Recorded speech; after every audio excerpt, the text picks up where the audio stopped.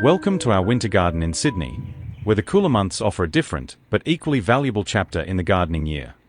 While winter isn't our most active season for planting, it's certainly a productive time for harvesting, maintaining, and preparing. This year, the temperatures have been particularly cold, which has brought out even more vibrant flavors in our citrus. Right now, our garden is alive with the bright colors and tangy scents of ripe oranges, pomelos, mandarins, and lemons. It's a wonderful time to enjoy the rewards of earlier season's efforts.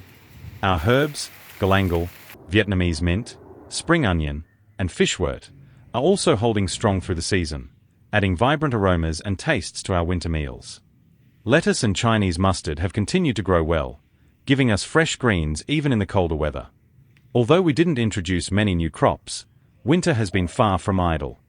We've focused our energy on important groundwork, pruning our grapevines, clearing weeds, and preparing the garden beds for spring.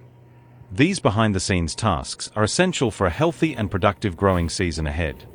By taking the time now to condition the soil, tidy up, and plan ahead, we are setting the stage for a vibrant spring garden. Winter may be quieter, but it's a time of care, reflection, and readiness, making sure everything is in place for when the warmth returns and growth begins anew.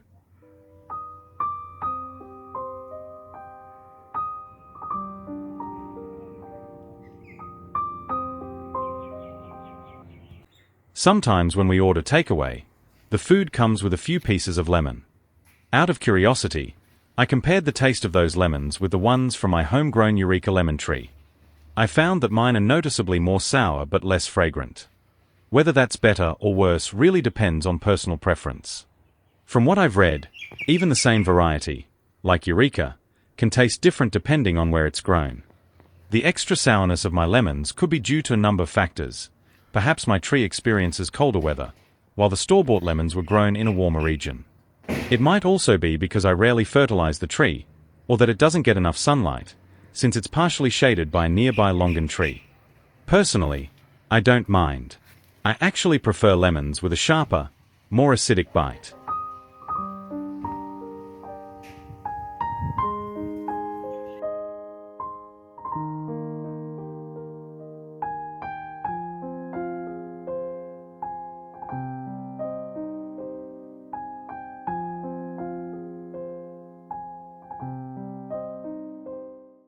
Chinese mustard grows best in Sydney during the cooler months, particularly from autumn through winter, when the milder temperatures promote fast, healthy growth and flavorful, tender leaves. Early to mid-spring is also suitable, as long as temperatures remain moderate.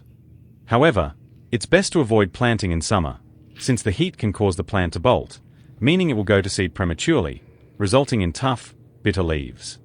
For best results, sow seeds directly into the soil, keep the soil consistently moist, and position the plants in full sun or partial shade. Harvesting can usually begin within 4 to 6 weeks, and sowing every couple of weeks will give you a continuous supply.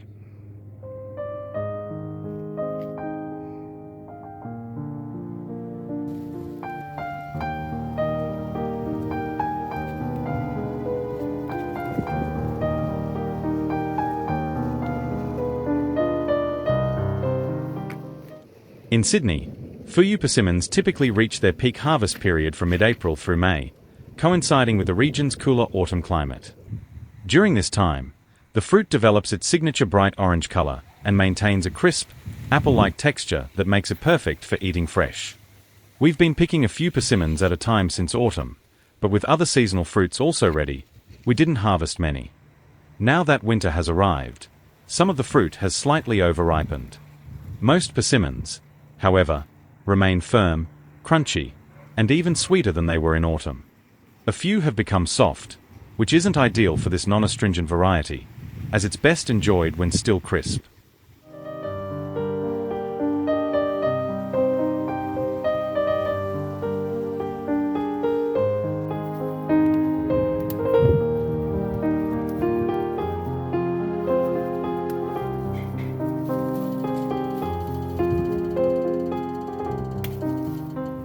Pruning a young jaboticaba tree is essential for establishing a strong structure and encouraging healthy, balanced growth.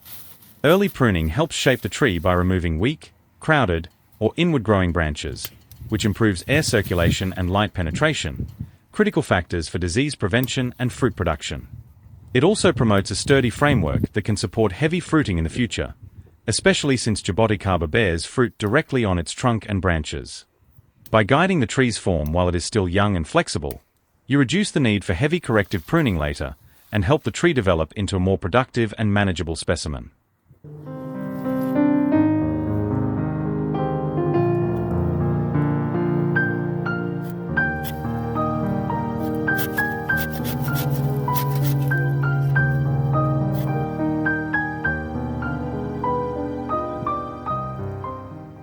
I have a very old pair of secateurs that was given to me by my former neighbor around 20 years ago.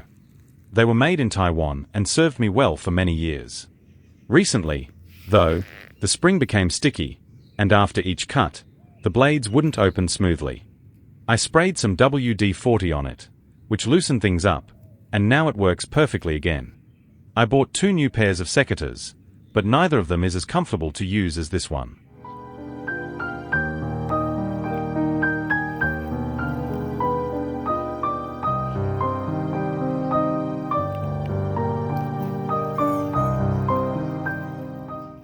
We had 2 leftover lintels from our home construction, which had been lying under the citrus trees for a few years because I wasn't sure what to do with them. I finally decided to use one as garden edging for a new garden bed, where I plan to grow vegetables in the spring.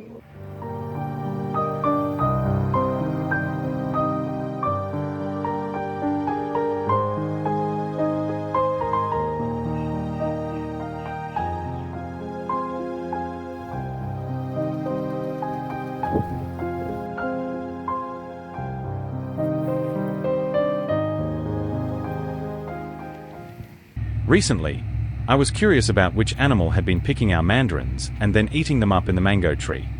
One night, while checking the backyard, I saw a large fruit bat feasting on a mandarin. It flew off as I approached, confirming my suspicion. It was likely the fruit bat all along. This pomelo plant was originally growing in our front yard, but when we decided to knock down and rebuild our home in 2019, we had to move it to the backyard. Unfortunately, I wasn't able to dig it out properly. Most of the soil fell away from the roots, leaving it completely bare-rooted. I didn't think it would survive, but I decided to plant it anyway. Just a week or 2 after transplanting, we were hit with a spell of extreme heat, and parts of the bark were scorched. At that point, I was almost certain the tree wouldn't make it. But to my surprise, it recovered and has not only survived, but has been fruiting consistently for the past few years.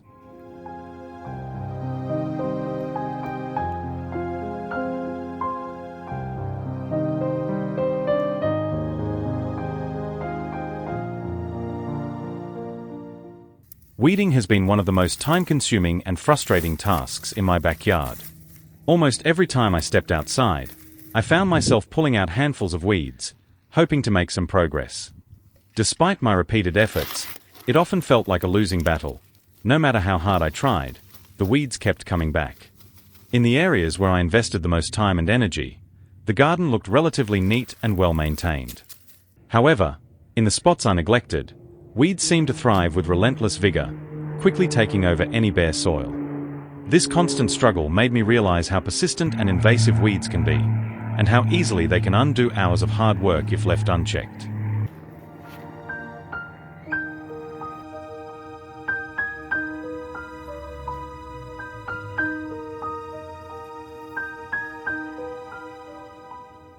Many different kinds of birds regularly visit our backyard garden, drawn by a variety of food sources. Some come for the insects, others for the fruits, and some are attracted by the nectar from our flowers. On the positive side, their presence is a strong indicator that our garden is a healthy, biodiverse ecosystem that supports a wide range of species. Birds help control insect populations, contribute to pollination, and can even aid in seed dispersal, all of which benefit the garden's overall health. However, there are also some downsides. Birds can damage fruits and vegetables, sometimes eating or pecking at crops before they're ready to harvest. In some cases, they may also compete with other beneficial wildlife or create noise and mess. Still, with the right balance and a bit of garden management, the benefits of having birds often outweigh the drawbacks.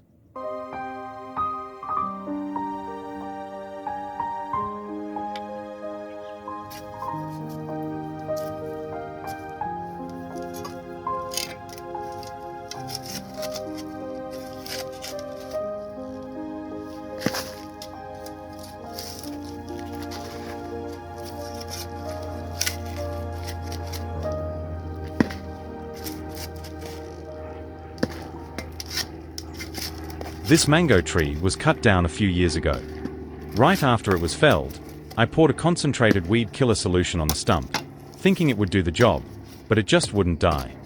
I even tried digging it out, but got exhausted and had to stop. I'll probably try using my grinder on it at some point. I really don't want to buy a chainsaw just to deal with this one stubborn stump. Our imperial mandarin and Washington navel orange trees have produced a beautiful crop this season. The fruits are incredibly sweet and delicious.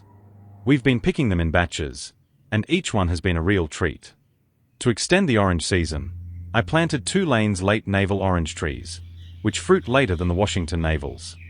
Although the trees are still young, one of them has already gifted us 2 fruits this season. Right now, while the Washington navels have turned a deep, rich orange, the Lane's late navels are just beginning to ripen. Their skins are still yellow, not yet orange.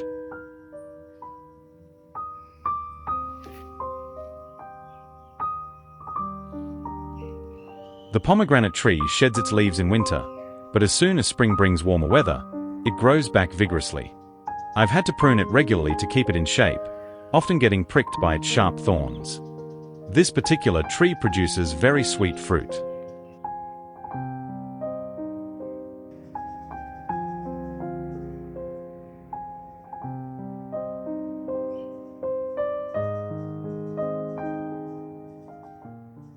I never realized that aloe vera flowers contain nectar capable of attracting nectar-loving birds, until I noticed several different bird species visiting the blooms to feed.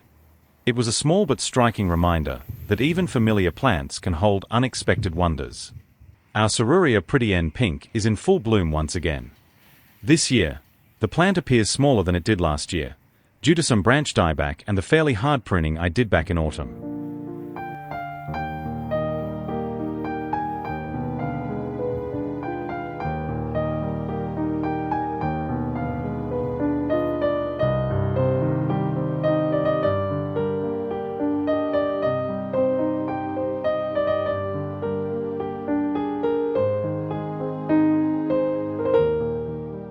This plant is called freesia. It begins growing in winter, either from corms or seeds. Flowering starts in midwinter, with blooms continuing to develop into late winter. The flowers reach their peak display in spring, offering their most vibrant and fragrant show. By summer or early autumn, the plant dies back completely, entering dormancy until growth resumes the following winter.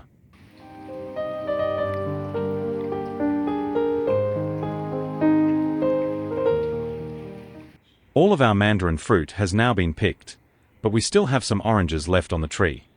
These oranges were incredibly juicy and sweet at their peak, but now that they're overripe and have been exposed to more rain, the flavor has declined somewhat, though they still taste good. A few years ago, Woolworths ran a promotion where you could get free seeds with your grocery purchase. I received parsley seeds and planted them, even though we rarely use the herb. Surprisingly, it thrived with little care and began self-seeding wherever the wind carried it. Since we hardly use parsley, I eventually decided to remove it all. I'm expecting these grapevines to grow vigorously this coming spring, so I've extended the trellis in advance to give them plenty of space to spread.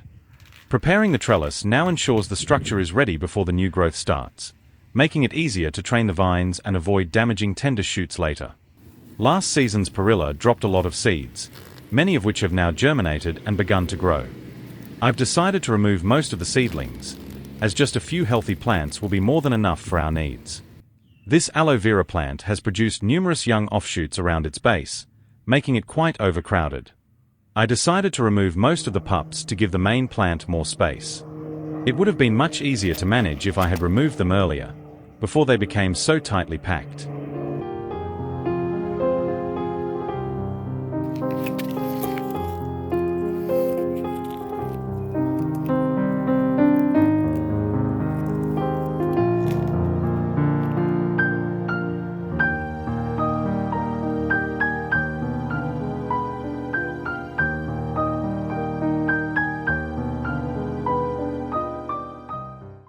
There are currently many citrus varieties available in Australian supermarkets.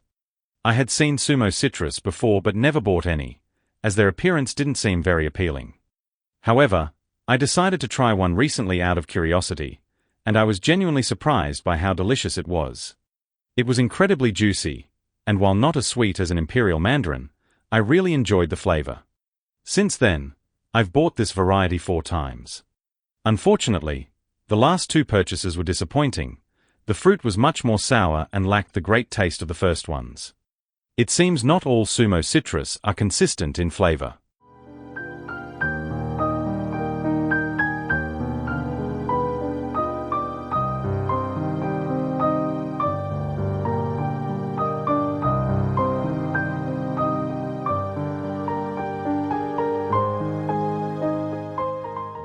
Reflecting on our winter garden this year, it's clear that even during the quieter, cooler months, there's been a great deal of activity, learning, and enjoyment.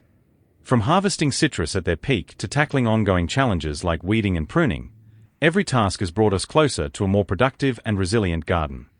We've also taken time to prepare for the seasons ahead, extending trellises, improving garden beds, and making space for new spring plantings.